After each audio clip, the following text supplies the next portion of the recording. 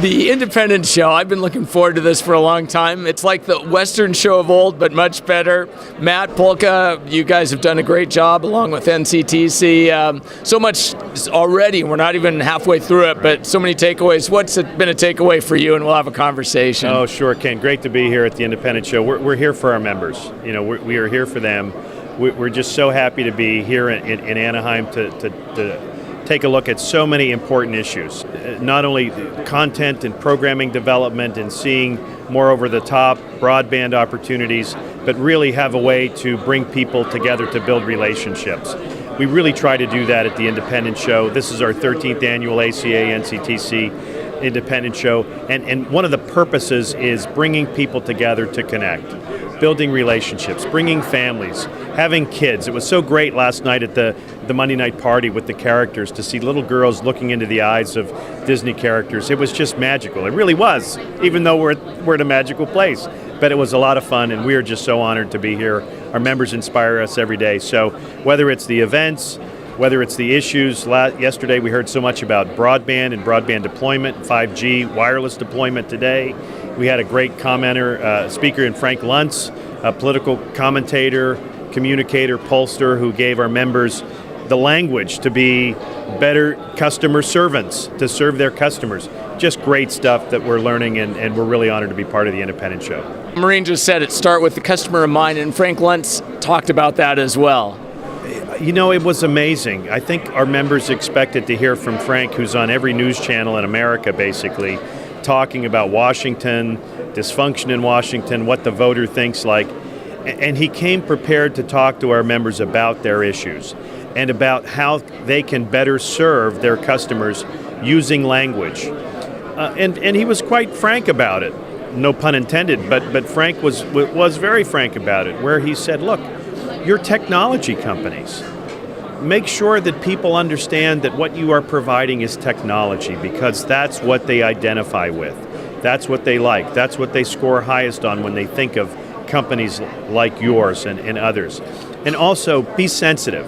One of the things he said was to encourage member companies to adopt an I hear you kind of a mantra, meaning customers are going to have issues.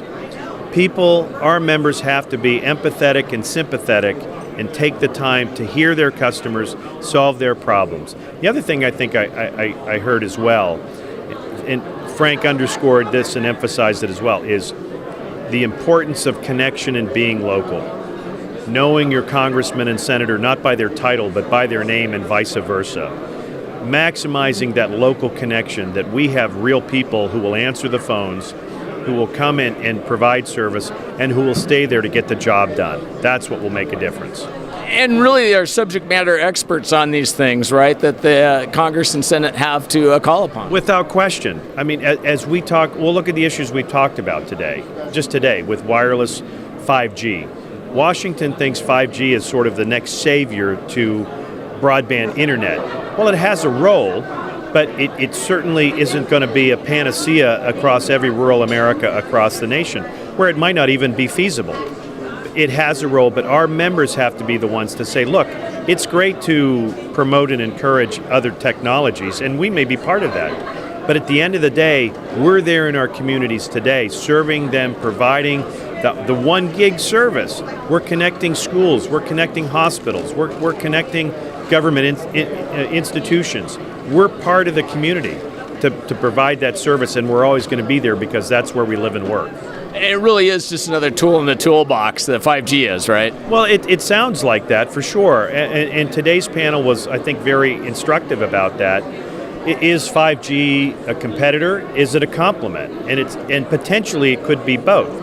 It seems as if, despite the fact that standards for 5G, definitions of 5G are unclear, that particularly in urban areas, it could be more of a competitor because people may want what would be a lower speed but maybe less costly broadband service.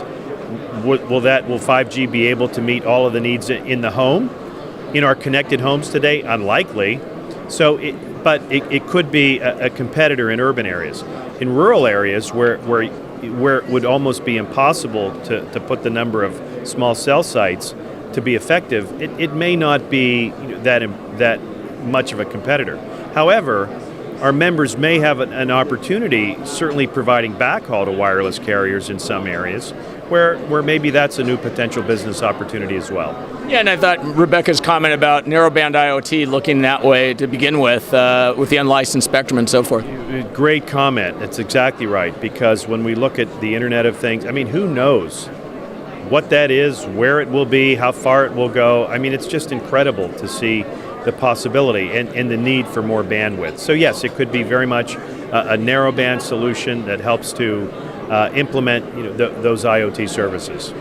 The other thing I found fascinating, getting back to Frank Luntz, was just the way he used real data he had found to reinforce his points. I would love to be in one of his focus groups right now. I mean, the guy just asks people constantly. I mean, more than 2,000 interviews in focus groups in countries all over the world. I mean, he has just done so much to learn what people think. And that's what's important, where he brought real data to our members to say, this isn't just me, this isn't just my opinion, this is what your customers are telling me. And you can learn from it if you're smart and you hear what they're saying.